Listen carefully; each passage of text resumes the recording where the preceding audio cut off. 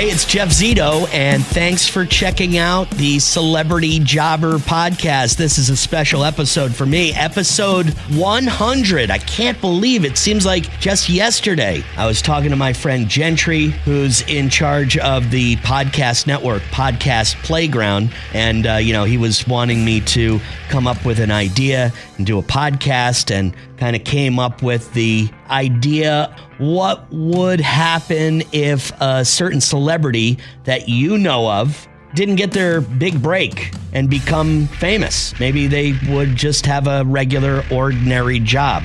Like, what were they studying in college? Or maybe they had a career before they got famous, and nobody knows they're going to be famous. So what did they think they would be doing? I was talking to a publicist about the Celebrity Jobber podcast a couple of weeks ago, and she was asking me, about it and, what it's about. And I told her, and she goes, it's kind of like a what if. And I was like, yeah, exactly. What if? And it's kind of cool to hear what some of these people's first jobs were, because we all had a first job, right? Some of the best moments over the last 100 episodes.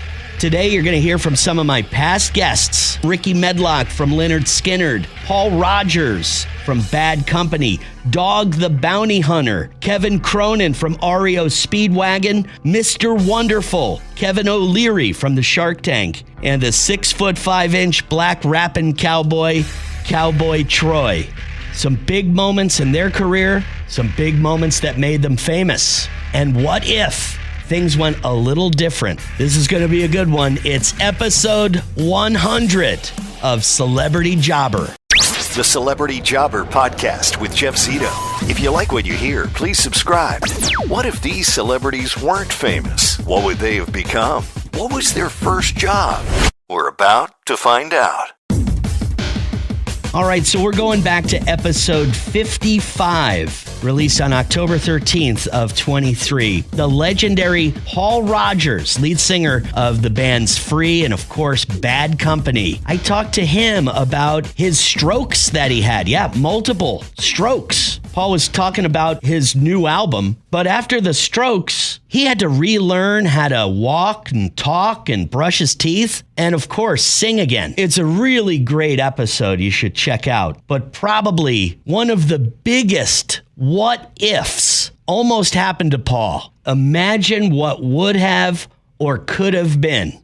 I heard when Jim Morrison passed away, the Doors tried to contact you, but you were living off the grid somewhere, no cell phones at the time, but they wanted you to be their new lead singer. Is there any truth to that? Well, with the Doors, actually, I didn't know this at the time, but later on, the Doors, I played a show with the Doors without Jim Morrison, right? Yeah. And Robbie Krieger came up to me, the guitarist, and he said, when Jim died, all the rest of the band got on an airplane. We flew to London. I said, yeah, really? He said, yeah, and we were looking for you. Wow. I said, what? They said, yeah, we wanted you to join the band. And that was there's a picture of me with my jaw hitting the floor. And I was amazed at that. But, But it didn't happen because I didn't know about it. Well, yeah, back then, think about it. Now people get in touch with everybody's social media, news breaks. It happens instantly. And back then, you had to go on foot and try to find a guy. And if you were living off the grid somewhere, you weren't going to have too much luck. Well, pretty much, yeah. I was buried in the country. You couldn't really find me at all. I was getting what was I getting together? I think Bad Company was forming at that point. Do you ever think, like, what if? I mean, you have to, right? Well, I do, but I nothing, who knows, right? Right. Imagine what could have been if Paul Rogers was also the lead singer of the Doors. Kind of crazy, right? So the Doors couldn't contact Paul Rogers, so we'll never know what that band would have sounded like. And it really changed nothing for Paul Rogers and his path. But going back to episode 35, released May 26th of 2023, I talked to Shark Tank star and billionaire investor Kevin O'Leary, Mr. Wonderful, about his very first job. and how it changed his life forever. When I got my first job, and I got a job as an ice cream scooper in an ice cream store. And you know, when you go and you line up to try the different flavors, you get a taster. It's like a little bit of ice cream on a wooden stick. But often what the kids would do is throw their gum on the floor. So on my first, and the only reason I wanted this job is the girl I was hot for in high school was working at the shoe store across the mall. So she could see me. And I figured when we got out at 6 o'clock, we could go out on a date or something. And the first day I'm there, the owner, a woman, says to me, look, you finished scooping, now scrape all the gum off the tiles, the Mexican tiles, beautiful tiles on the floor, really big ones. Get down with a scraper. And I could see the girl looking at me, waiting for me to get out, and I was going to be on my knees scraping. And I said, excuse me, to the owner. I was hired as a scooper, not a scraper. And she said, no, you're hired to work for me, and whatever I want you to do, you're going to do. And I said, I'm not. Because I was so worried about the bad branding of being on my knees, right? And so she fired me. She fired me on my very first day, and that changed my life forever. I realized there's two kinds of people in the world. There's people that own the store, and there's people that scrape the you-know-what off the floor. Right. And I got to be the owner.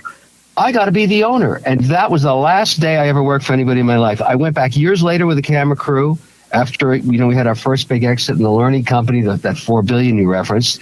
And I wanted to find her and thank her for changing my life forever. And they ripped down the mall. They tore it to pieces. Oh, man. I could have afforded to do that then, which is what I wanted to do. But somebody sent me one of the bricks from it as a reminder how you got started. I have it on my desk. I look at it every day. These are the moments that define entrepreneurs. They want to find their own freedom. And I tell that to everybody. It's not about the greed of money. It's about the pursuit of personal freedom. That's why you do it, so that you can decide when to scoop and when to scrape. I'm such a big fan of the Shark Tank and Mr. Wonderful, Kevin O'Leary. And I thought that story was just so cool, how he saw his path at such a young age. He's in high school, working in his first job, and he didn't like to be told what to do because of quote unquote bad branding. He didn't want that girl in the mall to see him scraping gum off the floor. He called it bad branding. I got a kick out of that. Okay, going back to one of the earlier episodes of the Celebrity Jobber podcast. And this episode is kind of special to me because it ended up getting over 2 million downloads. And this was the episode that kind of put this podcast on the map, if you will. It's a great story from the lead singer of the band REO Speedwagon, Kevin Cronin. Not only does he talk about his very first job, but also the job he had right before he got the call to join the band REO Speedwagon. First paying job I had was after my sophomore year of high school. I went down to the local mall and just went from store to store trying to get some work, and I was hired at a low-end women's shoe store. And I will tell you what, you get an education on the opposite sex real quick when you're working in a ladies' shoe store, because you have women who are sure that they wear a size 6.5 shoe, and you somehow have to,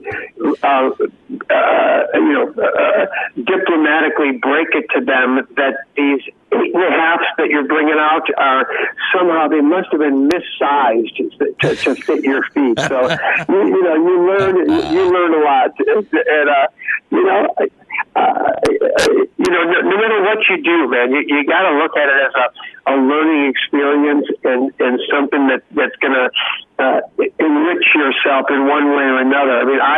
I mean, little known fact, but I had dropped out of college and was driving a yellow cab in Chicago.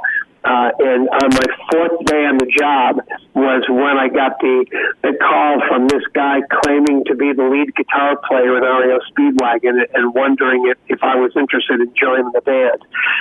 So I kind of got rescued from a career as a cabbie. Although I kind of enjoyed driving the cab, meeting people, driving around. I don't know why, but I do manage to pretty much enjoy whatever it is that I'm doing. And but boy, when you're playing music and it's something that you really enjoy, and then you get to, walk on stage in front of thousands of people and hear them singing back the songs that you wrote along with you, that is a joyful experience, I will tell you. Pretty cool story. Not only Kevin Cronin used to be somewhat of an Al Bundy, a ladies' shoe salesman, and I thought it was funny on how women, so he says, constantly saying they have a smaller shoe size than what it actually is, and he had to find a diplomatic way to break the news. I'm sorry, you're not a 5.5, you're actually a 9. But he was actually a cab driver when he got the call to become the lead singer of REO Speedwagon. Who knows, if he didn't get that call, might be still driving an Uber or a Lyft today. Now, I want to take you back to just a couple of months ago, episode 86, Dog the Bounty Hunter, released on May 10th of 2024. Man, this guy is something else. He's a new resident to the state of Florida. He listens to the radio stations that I happen to work at, and we kind of became friendly. This guy has one hell of a story, and he could have went in one of two directions, and it would have been a lot easier for Dog the Bounty Hunter to take a wrong turn. You're not going to believe what Dog the Bounty Hunter did as an occupation before he went to prison, and you're not going to believe what he almost had to do when he got out. My daddy was a Navy man, so I had to work to pay rent once I started using electricity and eating food. Because, I was a stepchild, right? Right. My brother never had to do it. My half-brother. That's what I remember as, due to writing and all that, cutting yards. And then I went door to door. I became a number one Kirby salesman when I was a kid. A vacuum salesman? Yeah. When I first got married, I would talk my dad out of beating me. I would go door to door and ma'am, would you like your yard cut? I'll do your yard for you for $2-3. Well, yes, young man, I sure will. Let me tell you, I was making more money than any kid my age, but I worked. So all that helped me become the number one Kirby salesman in the nation. And I still rode a Harley, put my hair back and pinned it before they even did that. And I went to farmers, mostly wives, and I would, because they trusted me, I sold a woman's product, and I went in and demonstrated it, and I barely ever missed a sale. I bet. I sold Kirby's because I had faith in the Kirby. Still do. I knew it was American made. I knew it could out-clean any vacuum cleaner on the market. So because of my confidence in what I was selling, I pumped it. Door-to-door vacuum salesman. I didn't know that. That's pretty cool. Are you thinking in prison? Because you got a lot of time to think, You're reading the Bible, You're working out, and you're thinking. Did you ever think, though, man, what am I going to do when I get out of prison? Was there anything that you thought you would be doing instead of a bounty hunter? Was there something that you were passionate about? Well, I never thought bounty hunting, okay? What I thought about was at Kirby, of course, because I was successful. But if you had a felony, you couldn't go door to door, especially murder. So that was out. Right. So the other one was in the Devil's Disciples back then. They called them the Dirty Dozen, and there was allegedly 12 that had been convicted of first-degree murder. And they were a lot more respected and feared than any 1%er in the club. So my options were the Dirty Dozen, and there was no other option. That was a life of crime. So it was a life of crime. Of course, I learned so much in prison on how to pick locks, how to cover up this and that. Right. I was taught by the best. I've always been mentored by the best, whether it be the Lord, a marriage, criminal activities. I had one of the most genius IQs so high that was in prison. So I thought, well, I'm going to just, I got to be a dirty dozen. I got to come out and be that. And, right. Ask God before I take my last breath to forgive me. Such an incredible story, Dog the Bounty Hunter. I urge you to go back to episode 86 and check out the full episode. By the way, you can go to celebrityjobber.com and see all past episodes right there. This is the 100th episode of the Celebrity Jobber podcast, and kind of playing some really key moments in some of these celebrities' lives, which made them go in the direction that they're famous for.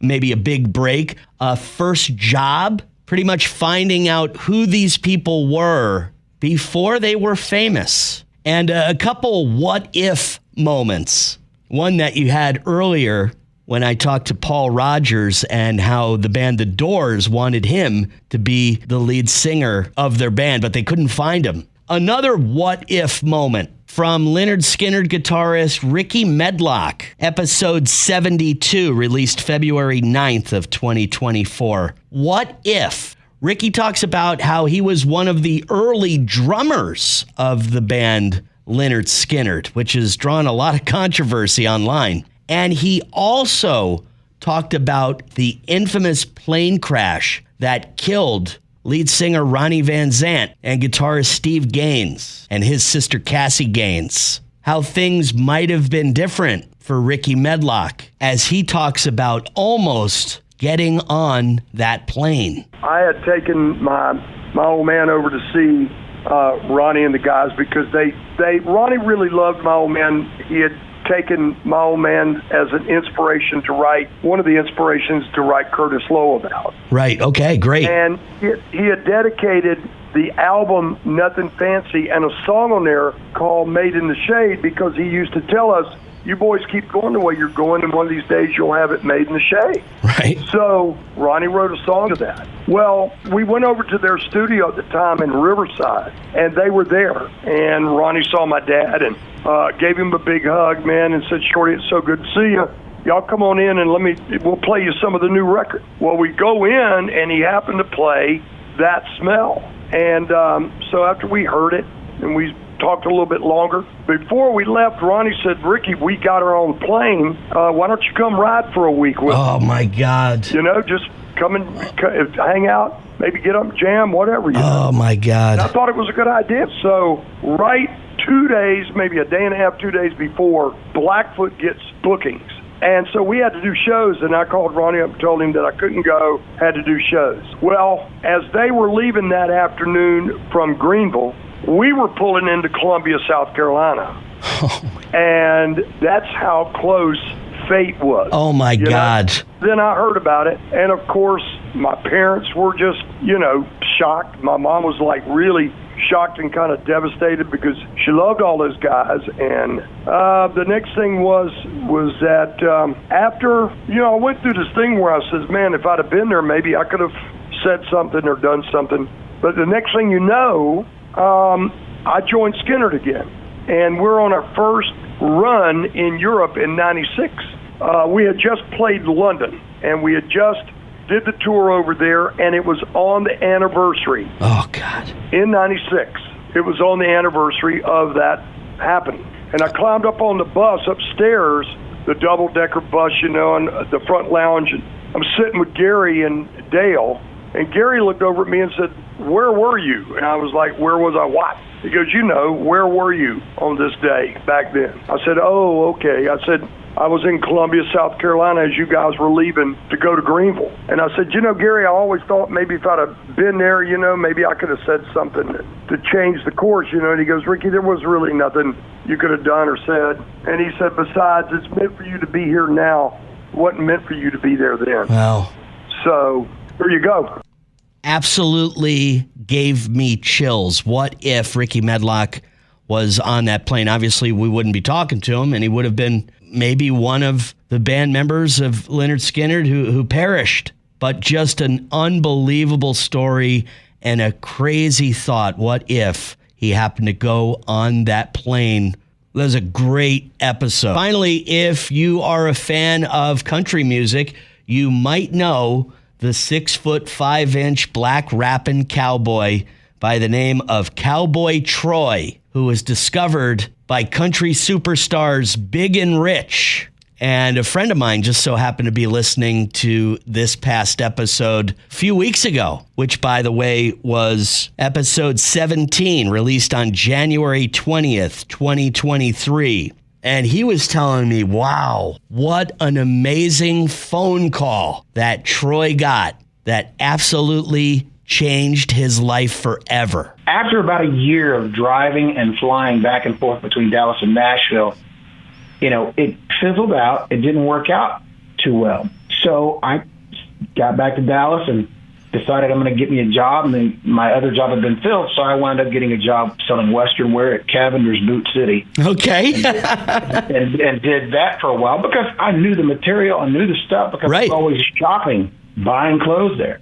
And so I ended up getting a job there. And then in 2003, I started working in Foot Locker, and I got a job at Foot Locker. I still have my Foot Locker jersey with the name tag on. Do you really? Oh, that's great. Yeah. That's great. I still have it. And in the meantime, John and Kenny had gotten a record deal. Big and Rich got a record deal, and they had invited me to make an appearance on that first album that they were going to be on Warner Bros. Wow. And because they knew what I was doing, and I had been going back and forth and doing appearances in Nashville too, so people were starting to know a little bit about who I was through Big and Rich.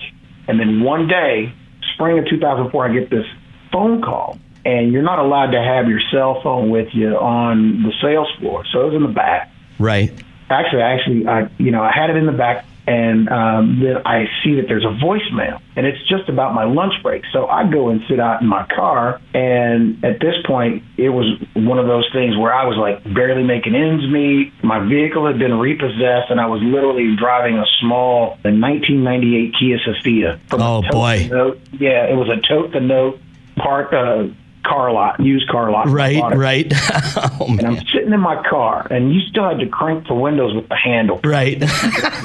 And I'm like sitting there, and I'm listening to this voicemail, and it's from John Rich, and he's telling me, hey, man, we got offered to go on tour with Tim McGraw. Wow. And I was like, man, that's so cool. So I called him back, and he's sitting in the car because they're doing radio interviews, and he's sitting in the car on the way to another interview with Big Kenny. And I'm just like so excited for the both of them. I was like, man, that's awesome. Congratulations, man. Because I'm thinking when they come through Dallas, I'm going to get to go see my buddies sing with Tim McGraw. Yeah, you're going to get backstage. You're going to meet Tim McGraw.